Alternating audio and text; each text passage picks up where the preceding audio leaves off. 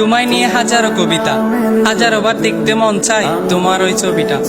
চোখ খুলতে দেখি আমি তুমিহীন ছায়াটা, কিভাবে কাটে বলো তোমার প্রতি মায়াটা। যতই দেখি ততই বাড়ে তোমার প্রতি মায়া, সারা জীবন থেকে যায় তুমি আমার বৃক্ষ ছাড়া ছায়া। ভোরের আলোয় তুমি আমার হাজার সূর্যের কিরণ, আমার জীবনে তোমার জন্য নেই কোনো বারণ।